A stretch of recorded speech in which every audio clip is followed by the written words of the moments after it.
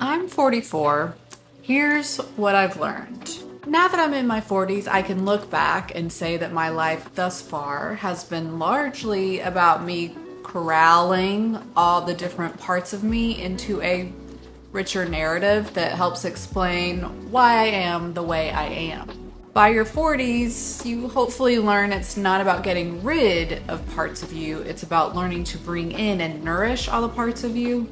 In my 20s, I looked for myself everywhere except internally. If someone were to ask me what type of anything I liked, I would have clammed right up at that question. I didn't seem to know things that other people easily knew about themselves, and it intimidated me. I grew up with parents who were both hyper-focused on their own needs while also having no idea who they were. So there was no chance really that they were going to be understanding their children and helping them know themselves. By 30, I'd been going to therapy, but I still had some wild oats to sow on my journey to understanding myself. I was very distracted, big friendships, big moves, big parties. But by 44, I've been in psychoanalysis for a long time. And you could not have ever made me believe in my 20s that I'd feel as comfortable with myself as I do now. Believe me, I still have self-doubt and all those normal things, but it's outweighed by the general comfort I feel in my life and in my body on the daily. I remember when my analyst started using the phrase, a home inside yourself with me, it was totally new. And it seemed really foreign at the time, but now I get it. I find respite internally. So I'm going to take you through that today and hopefully share some lessons that you can use in your own life. I'm Ashley Mason. I'm a licensed mental health counselor. And aside from that, I'm a human person who's gone through the world and tried to figure things out. Let's get into the video. Lesson 1. The world doesn't fall apart if I simply stick to only doing what I want to do in life. You and others are far more resilient than you think, and often when you're very worried about disappointing someone, you don't have the impact you thought you would. Now, there will be those people and those family members who will guilt you and have big reactions. The worst thing you could do is to try to please them. They have to learn to let you be you and live your life without guilting you for it. I used to go back to Georgia to visit my family as an adult, and my grandmother would passive-aggressively get angry that I didn't go to church with them. I finally said to her, "What in the world would make you think I was going to church? Do you know me?" And then she did stop asking and expecting after that, though I know she harbored resentment.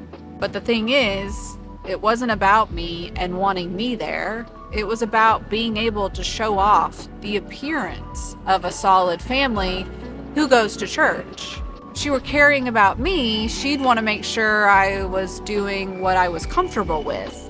If I'd just gone because she wanted me to, I would have been playing into a facade that I really hated. i.e., I'd end up totally negating myself and my wants and needs, which had already happened my whole life. I didn't need to do more of that. Lesson 2. We treat ourselves as we were treated. I didn't learn this until about 4 years ago. I started training in psychoanalysis. My consultant/supervisor for my cases was saying this regularly in our meetings. Once I could see it, I saw it everywhere.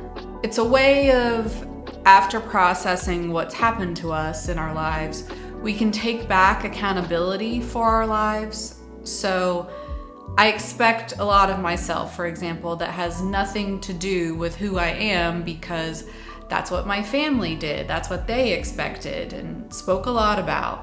Or I speak to myself in the same way as I was spoken to, which is often cruel. Or maybe you sabotage good things in your life because your family thwarted them for you or made you feel wrong for your joy or having your desires met.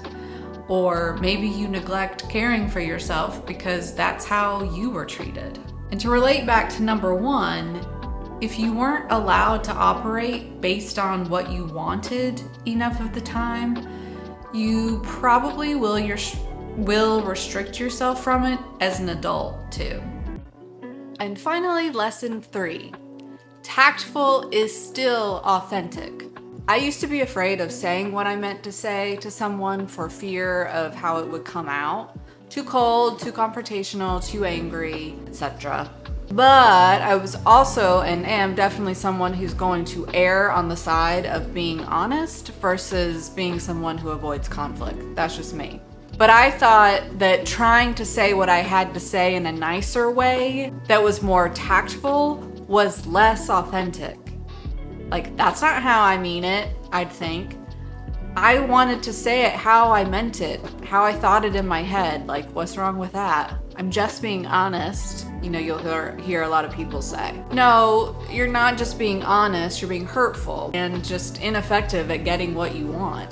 You'll come across as mean or aggressive and your message will be lost, and you'll get a response that reinforces your reasons for not liking people, not liking, confronting people, wanting to be authentic. It'll reinforce whatever negative idea you have about that person that you're talking to, because they're not gonna like being talked to that way. It behooves you and your goals to learn how to be tactful and say something so that the person can hear it and take it in and use it.